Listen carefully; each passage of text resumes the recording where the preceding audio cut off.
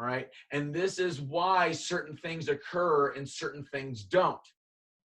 Do you understand? Because it's based off of the interaction of the universe with itself all the time. And the universe is constantly evolving. Remember, everything is a double torus field. So this idea that the earth has a multiple possibilities where, let's say there's a heaven on earth scenario, and then there's another possibility where there's Armageddon, and then there's everything in between. If we understand that that's the case with earth, then what we have to understand is like scale that up and realize that's the case there with the sun.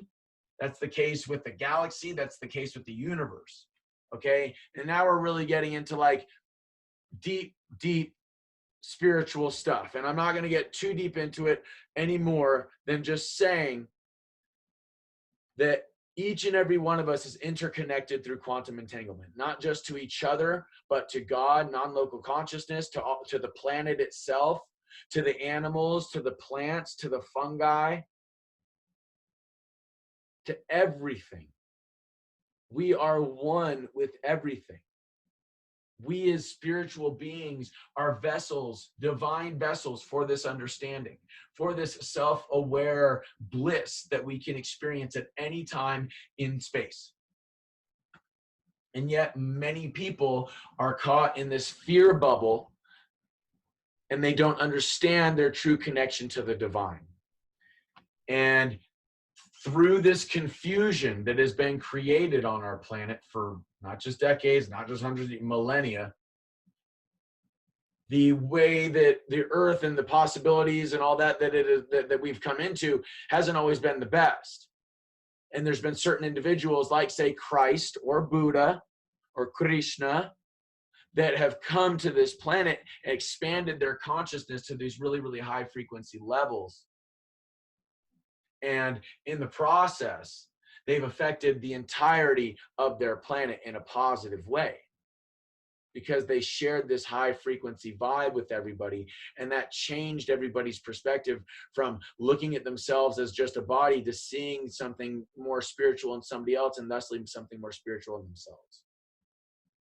Whether it be through Christ or Buddha's example, they changed the entirety of the history of the earth.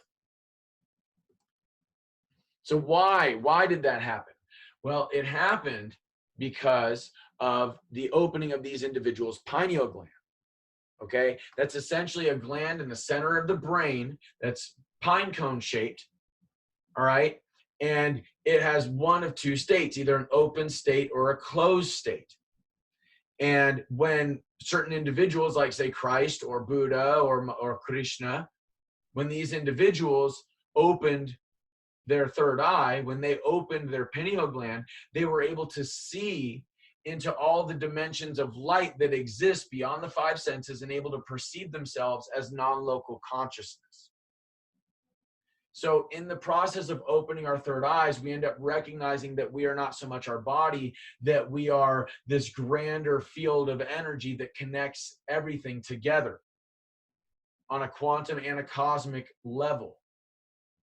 So that is the reason why the pineal gland is what the elites have sought to control. That's why there's fluoride in the water that seals the pineal gland shut very tightly chemically through fluoridation. This is the treasure that everybody in the elite wishes they could possess. And it always has been. That's why we see all this symbolism in the Catholic Church with the pine cone. That's why we see the symbolism with in Egypt and stuff like that. That's why we see the pine cone here and here. Okay, and it's because the moment that the pineal gland is open, all these other higher dimensions and frequencies of light that are beyond the five senses end up becoming accessible. Essentially, you're able to expand your electromagnetic field so far beyond the body that you realize that you are not your body, that you are this non-local consciousness, that you are like a larger and larger, growing larger and larger portion of this non-local consciousness. And you can continue to expand your consciousness to higher and higher level frequencies, and thusly you can activate more and more of your DNA, and in the process you can really end up evolving as a being, because the electromagnetic frequency around your body is what is responsible for the way that your DNA is either activated, full of antenna, or not.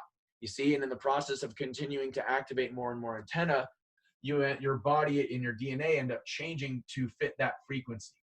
And this is where the whole idea of evolution comes from, is it's like you are evolving as a being, like as a spiritual being into these higher dimensions of light.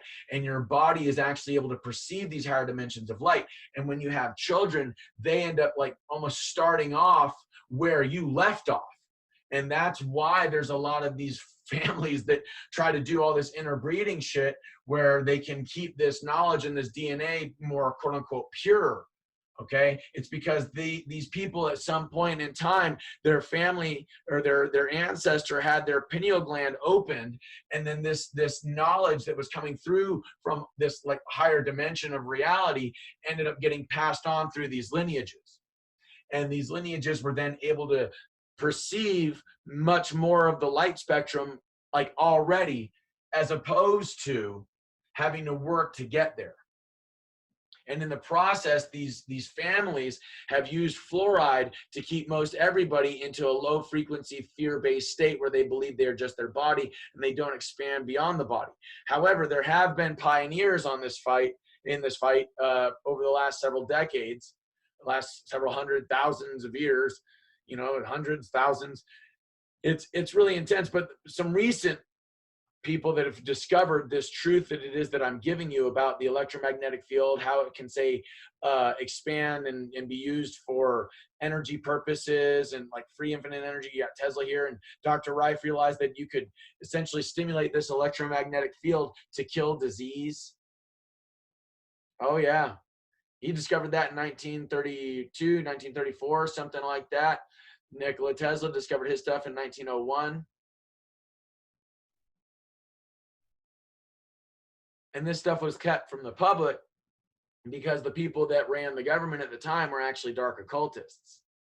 You see, the bankers, the international bankers, people that funded people like Tesla, people that owned the Federal Reserve Bank, in the case of people like Dr. Rife.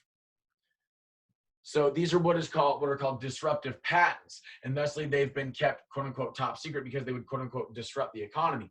Essentially, it would end the monopolies that were trying to be created at the time by some of the most wealthy and influential individuals in society.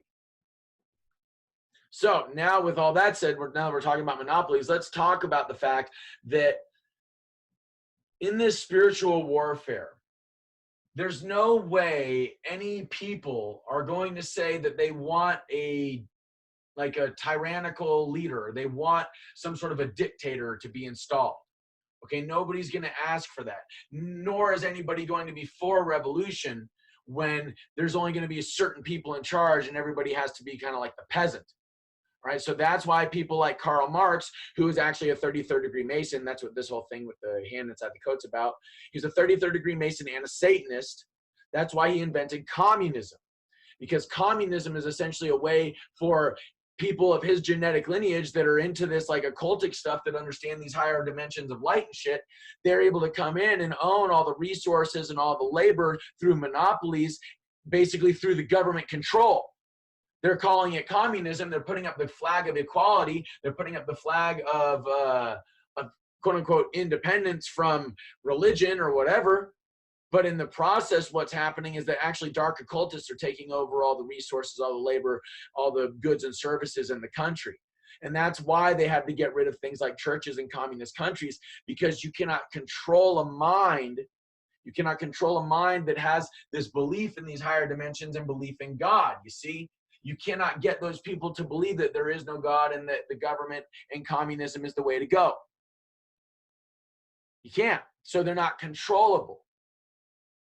Now, it should really give everybody pause to see BLM founders with a communist dictator. And I mean, it should give everybody pause that these people said that they're Marxists openly, and that there's still people in the United States of America supporting these individuals. But the media hasn't reported to the individuals that they've brainwashed that this is the case. So these people, and some of them actually really do like believe in communism. And it's like, oh my God, you know, and what's happening with communism, guys, is that these individuals are actually going to sacred sites in the in the locations that they're in,